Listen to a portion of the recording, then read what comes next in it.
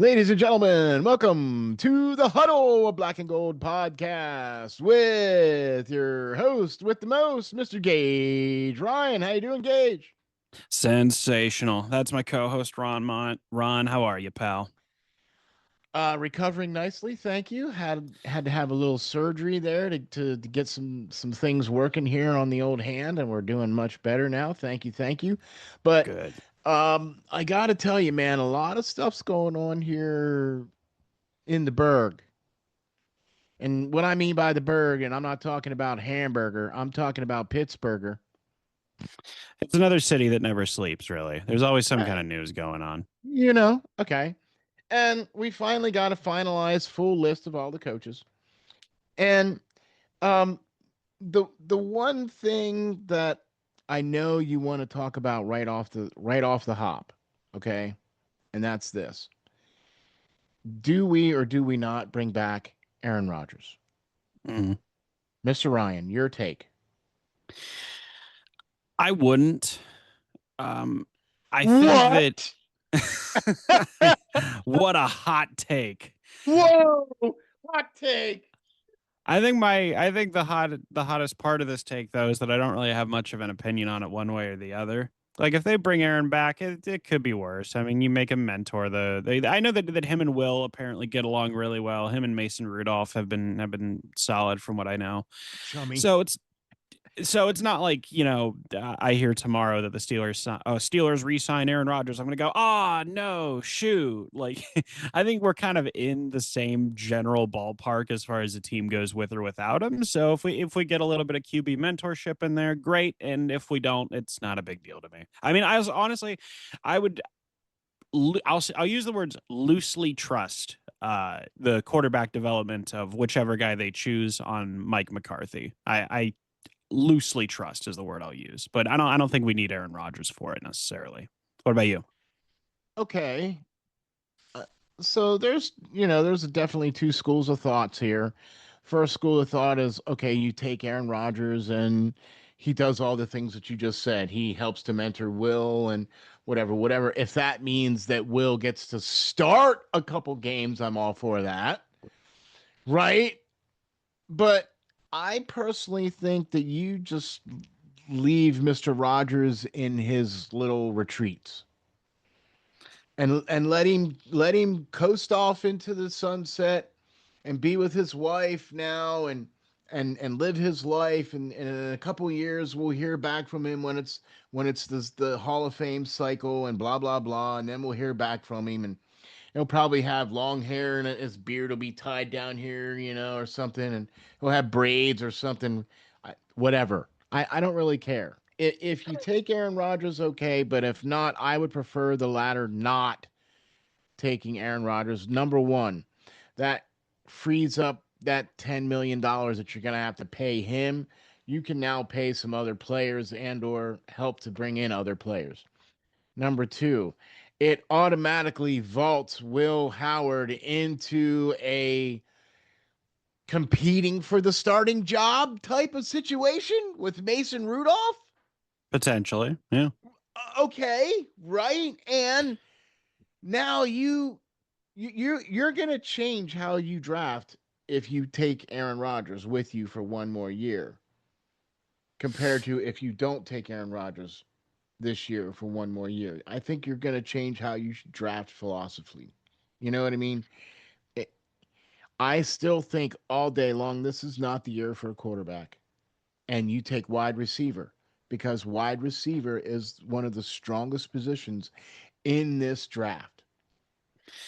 Yeah, and I think that's like a pretty common sentiment is that this is the wide receiver draft. This is definitely a big wide receiver draft. I know you were telling me about some names before we got started on here. I if I had to guess, like if I had to put my money on it, whether it's right or wrong, like I'm kind of putting that to a side. I'm saying what I would guess is going to happen is they're going to take another O lineman or D lineman in round one. They have not deviated from that, and I don't think they would unless it's for either an elite, amazing Jerry Rice kind of receiving prospect that somehow falls into their lap or for a quarterback. Other than that, I don't think they're going to deviate from it. I think the wide receiver might be round two or three. You won't see a quarterback See, now there's a lot of talking heads that are picking that kid out of Alabama. Ty Simpson. Yeah, as uh, to be the quarterback for the Steelers. And what are they picking him? What round is that they're picking him in? Like third, I fourth, don't remember. fifth, whatever, whatever. I see that. I see that. Even if he's a first round pick for them, to see him going to the Steelers, right? Are you kidding me? Really? At number 21, you're picking that guy. Um, They tried that with Kenny Pickett. you know, how did that fare? There's one quarterback in this year's draft, one, and even Mendez, even his He's not a numbers, slam dunk. no, even his numbers don't project. Now, they're slightly better than what Kenny Pickett was, right? But for the most part, his numbers only translate into starting quarterback. Yeah. And I mean, how high is that ceiling really? I mean, it can be high if you want to be overly optimistic looking at his traits. Who's to say? And where he's going to go. Yeah, that's another big part of it. We got guys that are openly dodging going to the NFL and playing for teams like the Jets. And to be honest, I don't even blame them. Okay, right? So there's going to be a lot of factors. I personally feel that what the Steelers, what I think they're going to do is they're going to probably try to sign Aaron Rodgers for this year, and then hopefully draft some wide receiver talent. Like I would go after Zachariah Branch from Georgia. I would be all over that. I'd be all over Denzel Boston. Mm, Those two guys, because you're not going to get Jordan Tyson, you're not going to get Carnell Tate. mm, Not by. Let me tell you what. If those two guys are available by the time you get to 21, you better pick one of them. Because if 100%. not, smack on you. Okay, right? Some of the best wide receivers to come out of the draft in quite a while is going to be happening in this draft, right? And some of the better quarterbacks in a long while are going to happen next year. Right. So it makes a little bit of sense for them to say, all right, hey, Aaron, can you come on back for one more? Hey, we'll give you 12 million. Come on. Come on. We got Mike McCarthy, right? Hey, come on. Come on. If he doesn't come back, you still have to draft a wide receiver no matter what, because your room is you got DK Metcalf and then what? Scotty Miller. Roman Wilson. Roman Wilson. And listen, Calvin Austin's solid for a couple plays a game, I'd say. But like that, what does that translate to? Number three, number four on the depth chart. Like who knows? Okay, so you're not, you've got some all world talent in tight end. Yeah. You've got, aside from the Broderick Jones issue, it's not like he's a complete utter bust, but No, I would much rather put Spencer in there before him. And we might see I that. agree. And we might see that this year where we might see him and Broderick Jones rotate back to be the swing. That's something I'm interested in seeing, but on a broader point about that, like if I could piggyback off that, is that the amount of molds that are going to be broken, if that makes sense. I'm going to use a Tomlinism, if you will, but it's the idea of why was okay. Like this is going back to the Tomlin thing for the last 10-15 years, which is like why is it that no matter regardless of offensive coordinator, why were we terrified to attack the middle of the field? Why were we always running it on second and long? Why were we always terrible in game management situations? And so I'm interested to see how many of those things are no longer a factor. Do we come out and start attacking the middle of the field immediately in our first game to like make a point? Like, you know what becomes different this year? We've got the tight ends. Mm-hmm.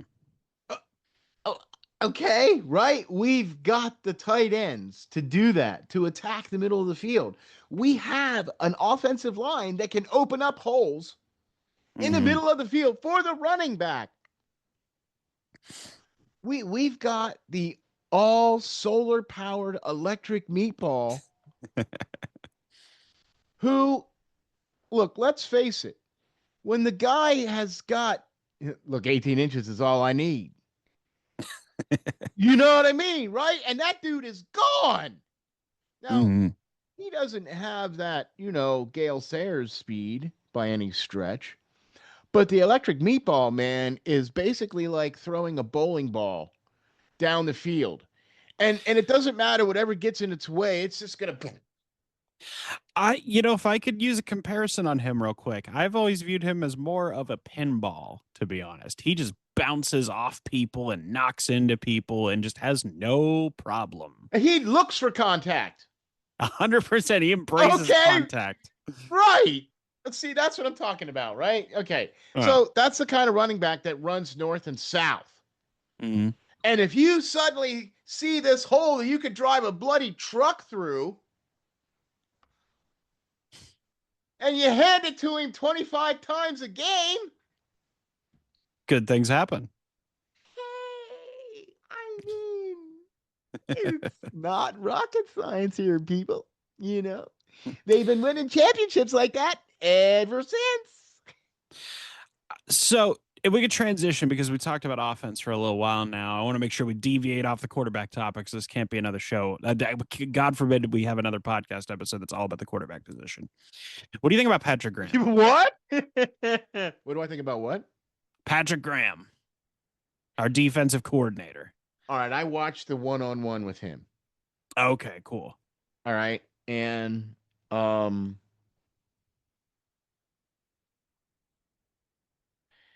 we gonna see We're going to see. because we gonna see because I'm gonna hold my judgment on this so far, and the reason why I'm gonna say this is this: you came from the Raiders, Mm-hmm. and let's face it, the Raiders haven't been known for anything other than the fact that Al Davis died and now his son's running the team. Yeah. Okay, that's what the Raiders have been more known for the last 5, 6, however, since Al Davis died. That's what the Raiders have been known for. They haven't been known for defense. They haven't been known for offense. They've had a couple of really good players that got traded away because whatever. So I've only heard feedback from like a couple of Raiders fans here and there on social media and through comments and whatnot. So take it for the third hand and fourth hand information that it is. But a lot of people seem to be, satisfied with the work that he did in Vegas. I mean, for Okay, Vegas has very minimal amount of talent for the most part right. year after year, and they're Right. always in kind of bad circumstances, kind of no matter what, and because their ownership's horrible and all that stuff. And so scalping, that's the wrong word, but it just feels like plucking a coach from there always seems like quite a risk. But I think there is something to be said. Like when you have the number one defense, but your defense includes like 10 all pros, like, okay, good. You kind of should have the number one defense. If you Duh. can take, yeah, if you can take a defense, which by the way, if you have the highest paid defense and you're still the worst defense in the league, that's a huge problem. But Really? point being, if we're talking about Patrick Graham, it is worth mentioning that he was able to take a defensive roster that had very minimal talent outside of like Crosby, let's say, or maybe Khalil Mack or years early. I Right, don't right, remember right. what years he was there. But point Yeah. being, for when he was there, he turned a team with very minimal talent into like a middle of the road defense. So there's something to be said for that. So he's able to get guys to reach their potential or overachieve. And that's good Hopefully. for and that's good for a defensive coordinator because you need a guy like that. You also need a guy, I think, who is a bit innovative. Mhm. And what I mean by a bit innovative is being able to strategically use the talent that you have on your team or the talent that you're going to acquire or whatever the case is. Using the talent on your team and being able to game plan a defense with the talent on your team. Mhm. So if you say, okay, well, we're going to go 3-4, then you need to have three down linemen that are able to put pressure on the quarterback 70 to 80% of the time. Mhm.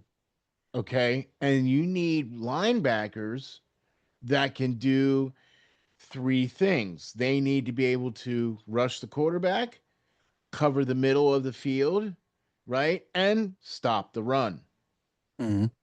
Okay. You need your front three guys also to be able to stop the run too, right? Those guys have to be part of that run stopping. That puts all of your defensive backfield, cornerbacks, safeties on an island, man on man.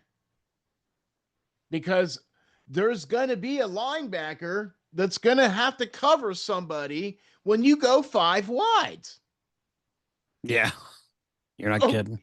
okay, And right? we've never been able to solve that problem in a lot of tries too. The only one that we got was Shazier.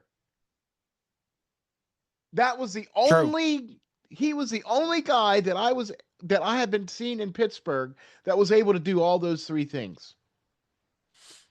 He was fast enough and lean enough and tall enough to cover a guy across the middle, and he was also just big enough, just heavy enough, and just fast enough to be a good rush on the quarterback, right? And then he was also able to be part of stopping the run. Okay, so Patrick I do Queen ain't think that that it's guy. encouraging. I I no agree. listen, I think it's encouraging that we have Patrick Graham as a guy. No, Patrick Queen is not that guy. I'm sorry. I only half heard of what you said there. You cut out a bit. But yeah, but Patrick Queen is not that guy. And Right. I think it's good that we're going to be deviating with a guy like Patrick Graham, is what I meant to say. We're There you go. deviating with a guy like him who runs a more flexible kind of 3-4 style that has a lot more, I think, at his disposal potentially. And that he likes the two high safeties and things like that. And these are modern defensive elements that you see lacking in years past. What do you know? Modern defensive elements associated with the Pittsburgh Steelers that's not the bend all the way to the end zone and then break when you give up 31 points. Uh I think it's encouraging that we have a Belichick disciple as our DC. That actually seems a little bit, you know, that doesn't seem like nothing. it's certainly not a Mike Tomlin disciple now, is it? There's no such Whoops. thing. That's the funny part. Right. Oh, look, I got to dip into this just for a second here. First of all, I agree with you 110%. I'm cautiously optimistic about Patrick Graham as our defensive coordinator. He's going to have a lot more talent to work with. He's going to have a defensive line. He's going to have some linebackers like Alex Highsmith, like TJ Watt, like Nick Herbig, like, you know what I mean? He's going to have guys like Derek Harmon. He's going to have guys, back there on the back end, like Peasy Jr. and things of that nature. You know what I mean? So he's got some talent on the defense. It's the most expensive defense Hmm. on the planet. So there's talent there. And if you can't make that defense work, there's something potentially wrong with you. Do you remember the first game that you saw Keith Butler and Mike Tomlin running the defense instead of Dick LeBeau? Do you remember that? I think it was the Broncos. Mm-hmm. And that game has scarred me to this day. And while it's still kind of a fuzzy memory because it's from what, almost 20 years ago, but I can remember how disconnected and discombobulated and confused the defense looked, not communicating and just, I'm just looking for something new, man. I feel like we've had one elite defense, one actually truly elite, like top five vicious defense, one time since 2011, I think. 2011 or 2012. And that was that 2019 defense with Bud Dupree and, all that stuff. Right, right. But we have had very few cases of our defense kind of like stepping up later on in the season down the stretch when it matters. And I'm looking for a change of pace in that department. And everybody thought, and see, This speaks huge volumes about the coaching. Mhm. Okay, because when you got all world players like TJ Watt and you got players like Cam Hayward and you got the guys that you have on your team and you're still not able to you're still giving up, 28.9 points a game. Setting Steelers records, modern era records. And you've had some of the better players on the team that you've had in quite a while. You've got some really good linebackers, you got some really good guys that if you let them cover man to man will be great instead of having them play zone where they suck. Playing Because soft zone all the way down the field isn't bend but don't break. It's just kind of hoping. no, it's just letting them get into the end zone, and that's the bending part. You're bending to let them get into the end zone, and then you break when you give up 31 points a game Yeah. Yeah. because your offense hasn't even been able to remotely put anything like that up. You can't just go out there and go, oh, they scored a touchdown. Oh, they scored another one. No problem. Our offense will cover it. Nope. Because your Bend but offense don't hasn't been able, break. yeah, your offense hasn't been able to get out of first gear for 4 years now. Okay. Yeah. So I absolutely agree there's going to be some defensive players picked in the draft. I absolutely Mhm. agree there's going to be some offensive linemen picked in the draft. But I think they're wasting their time and effort in doing some of those things. You need wide receiver. You need some safety, cornerback help. As far as I'm concerned, don't just take the just don't take the best guy available. Take the position of need. Don't do that. Don't be like that. Take the position of need, and what you need is a lot. Okay, you need a wide receiver room because right now you got nothing. So if I was Aaron Rodgers and I'm looking at the Steelers and I went, well, gee, here's my wide receiver room. I'll pass. Literally, you got Boy, nobody to throw yeah. to, right? What if they took another tight end in round one? They just went all out. They just got another. We're gonna go.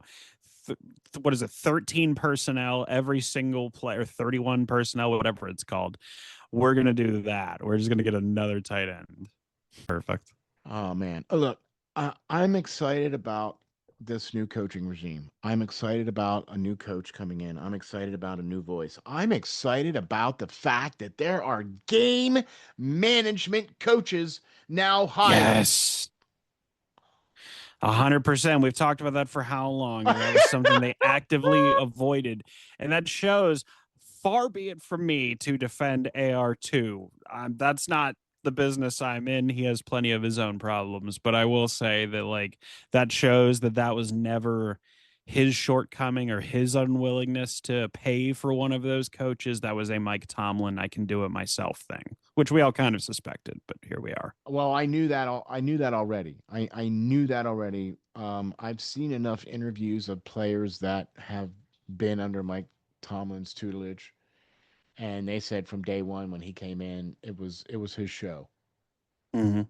You know what I mean? And Keith he Butler said that he never called the plays for the defense. Does anybody, like, everybody forgets about that article? It came out and he said I never like fully like took over the defense. It was Mike's defense after Dick left. and there you have it. Boom. What? I mean, it doesn't get any more cut and dry than that right there from the horse's mouth. The guy that was running the defense. Yeah, right. He was running it all right, not. He was one of the heads, one of the people in He was charge one of of the the guys in the defense, room but with the he's suggestion. yeah, exactly. That's a good way of putting it. Right? He was in the meeting room, right? And he was there with his suggestions. He had his Uh, tacit acceptance at the ready. right. Oh Exactly. my god. But like I said, I'm excited about seeing what happens. Look, I don't really care if they take Aaron Rodgers back or not. I don't really care. I think it's Yeah. a waste of. I think it's a big giant waste if you do. Okay, if you bring him back, okay, there's some upside to it, some, but I think you're gonna get. Look, the best way to learn how to play the quarterback position is how By doing it. by doing it. And if you're suddenly the starting quarterback day one, then that to me, if they don't, if look, if they put Will Howard out to start day one, then that to me shows that this team is now fully in rebuild mode. Or at least that they're willing to entertain it.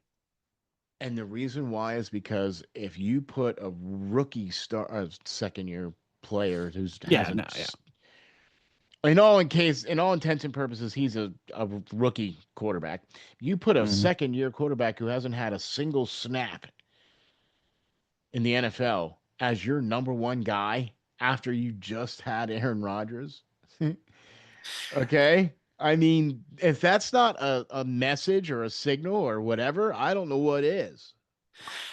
I will give you a bit of a hot take deviating from that slightly. And it's I would feel more comfortable about that going Will Howard first game, first snap, just screw it, throw him right in there. I Right. would feel more confident about that than I did the Kenny Pickett situation.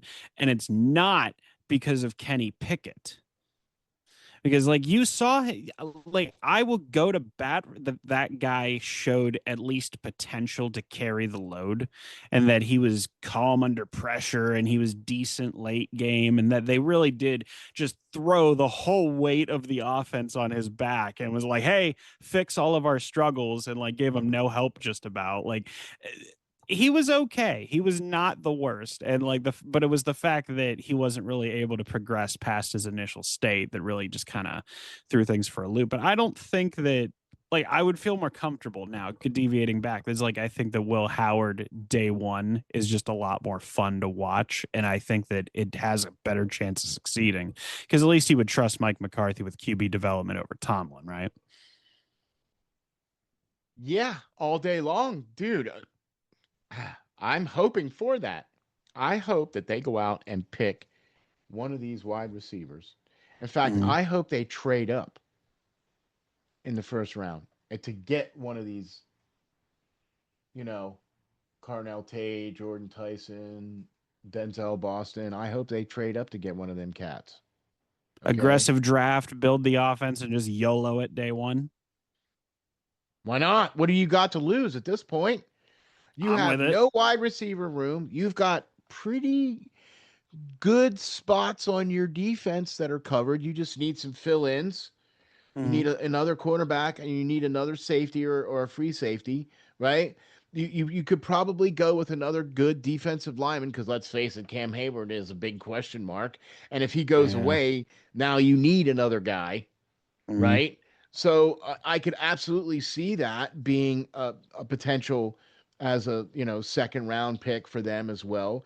Offensive line, okay, you don't have to take him in the first round. You can take him in the second or the third round and I agree. still get a good player. Okay, like Mm-hmm. I'm really liking how aggressive Omar has been, but Mm-hmm. dude, you got to hit on these. Okay, yeah, you're picking some great players, blah blah blah blah blah blah, but the last couple of drafts, man, you've only hit on one guy or two guys. You need to hit on more guys. They're drafting solid players. I think like if we could get one like home run selection, if we could get like obviously easier said than done here, bear with me. But it's just like if we could get one like sixth round Antonio Brown draft, that it could like change a lot of our fortunes here. But again, obviously way easier said than done on that front. But I think And that also, this I go ahead, just want go to ahead. interrupt one more thing. Also, it's a lot easier to pick those players when you're not picking 21st. Yeah. Yeah. I mean, you're going to have to there's going to have to be some losing that happens in order to get or trading up or something because you're not going to be able to build a Super Bowl winning team if you're constantly picking between 19th and 25th. There's a huge drop off from like those elite couple of first spots in terms of prospects and And picking in 20th. Yeah, yeah. They said about the 10, right? They said it's the top 10. And Yeah, there's a lot of truth to that, and that's a big curse. There's a gift and a curse to the always being above 500 is that you're never going to be able to like we wouldn't have gotten Ben if we didn't have that 6-10 season the year before. Thanks, Hello, Tommy Gunn. hello. We wouldn't have gotten some of the play. I mean, there was somebody that said, yeah, there was a trivia question out there that said, can you name a first overall draft pick that started and won their first Super Bowl? Terry Bradshaw. Or- Right. hmm, He was the first overall draft pick in 1970 by the Pittsburgh Steelers. mhm, And by the time the Pittsburgh Steelers had their first Super Bowl in 1975, he was the starting quarterback. true. Yeah. And that riveting was it 15-9 game or 13-9 16, whatever. 16 to 9. I With know this LC because Greenwood kicking in the end zone. this was the game that propelled me to becoming a Steelers fan. Oh yeah, because you could have you had a fork in the road, right? You could have been a Vikings fan or a Steelers fan, right? You're Exactly. Exactly. And it worked out really cool because who would have thought that it would have been the Steelers, a Pennsylvania team that just so yeah, happened to be in the Super Bowl with the Minnesota yeah, Vikings, worked right? out And perfectly. right. And my grandfather put quarters down on the table. I put quarters down on the table. I was this many years old. And he said, "All right, you pick a team." And I said, "I like the black and gold team." And he said, "All right, I'll take the purple and white team." And Pittsburgh Steelers won that game, and I've been a fan ever since. So now we are at, I'm afraid to tell you how many years now we're at with this. uh 51 years now. 51 black and gold laced years. Can you tell it's running through my veins? 100%. Can you imagine if you had been a Vikings fan through those years, having to deal with the Super Bowl losses and the Oh, missed I kicks probably would and have not been a Vikings fan if after those four losses I would have been like, all right, I'll switch to the Bills. No, so we can do it again, right? so we 10, can go 20 lose years four later, more in a we'll do row. it again. Four more wins and four more losses. Oh, no. There's got to be one football fan out there somewhere throughout history that was a Vikings fan and then became a Bills fan, and that person just no longer follows football. If after going four times to the Super Bowl and not winning, and then picking the next team, and you're like, yeah, I'll go with the Bills, right? They had OJ Simpson and blah blah blah, the whole 9 yards, and then until Oh we get boy. no, but I mean to switch over from Yeah, when they no, had yeah. him, right, to when they had Jim Kelly, right, and Don Beebe and Thurman Thomas and all them guys, right? Dude, come on, that was seriously the K gun. The Come K gun, on, yeah. right? Come on, Pennsylvania guy, Jim Kelly. Poor Jim Kelly. I always feel so bad for him. His name doesn't get put where it should be historically, and it was because of, those games. And what's really messed up is that he played really well Yeah, in yeah, those for the games. most part. Like it wasn't necessarily because of him No. that they lost, right? Oh, you know what I mean. So, all right, okay. Mhm. Well, listen, man, I think we got a really good one here. I want to just wrap it I up by agree. saying I want to just wrap it up by saying this. We are both very excited about what potentially could lay ahead for the Pittsburgh Steelers, just with the fact that there is an entirely new coach, a new coaching staff, there's game management staff, there's quarterback coaching now. I mean, this is going to be a 180-degree different team than what it was last year. Okay. Yeah. So be ready for that. Expect that because it's coming. Mhm. And I can't wait, man. I can't wait. I know, right? Like, aren't you just a little bit excited? Look, I don't care if we only win 6 games a year, right? And as long as it's against Baltimore and Cleveland, I don't care who else we beat the other 2 games. But as long as we beat Cleveland and Baltimore, I don't care if we lose all the rest of the games. Okay, if that happens in the first year, and Will Howard's the quarterback, I got no problems with that. I would much rather see that because now I know that we're in full rebuild mode and we're going to be able to get much better draft picks that way. Yeah. Yeah. No, I agree. It's better to kind of rip the band-aid off with Mike McCarthy. I've heard a couple people like speculate. They're like, Mike McCarthy's going to be here for a couple of years, kind of get things in order offensively, and then they're going to find someone else after that. And if that's the case, there's worse places to be. But I guess we'll see how it all plays out. Or if he wants to step away after a couple years and be an advisor, Yeah, yeah, do the Bruce Arians thing. Yeah. right? And be an advisor and then hire a new young coach to come in and whatever, whatever, you know what I mean? And And let I'd him. I'd be okay with that. I'd Yeah, be me okay, too. like, Pittsburgh guy, loves the team, loves the fans. I'm content with that, you know. So you're throwing your hat in the ring then? What? Right? Just remember your friends, right? You're a Pittsburgh guy. You could coach the team. Just remember your friends. I would love to. That You sounds great. right? Okay, I'm just kidding. Yeah, yeah, yeah. Thanks everybody for watching. Thanks everybody for Thank you. tuning in. Yeah, man, we appreciate it. Look, we told you, we warned you. There's no off season for us. We're gonna keep on rolling. What I would Mm-mm. like to do next though is one of our historical shows that you picked out. Yes. I don't care which one it is, man. You pick it. Like he sent me this list of all these shows that we could do that are historical. So you pick whichever one you want on the list. Send me a text. Let me know which one it is, and then that'll be the very next show that we do. Let's do it. I can't All wait. right. Yeah, man. I'm down. Why don't you tell the folks where we can find all of your great stuff there, my man Gage? You can find my MMA content at Contender MMA, and you can find myself, Steel, Frayne, Steve, and everybody else for all of our content Steeler related that you can't find on this channel at Five Star Matchup.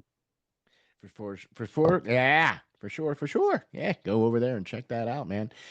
Please hop on over to the YouTube channel there and smash that like and subscribe button for the Huddle. By the way, we will be setting up a separate channel for Yes. the Yep. Huddle. So that's in the works. But be staying tuned for that, okay? And Yes. probably be doing some more. We'll try to be doing some more live shows in that regard as well too for this show here as well too. So those are some of the things that'll be coming up here in the future. So we got more great things coming from you, man. Be sure to check us out. Be sure to hit that like and subscribe. Follow us on the YouTube channel, man. We really appreciate that. We will catch you all on the next episode of the Huddle.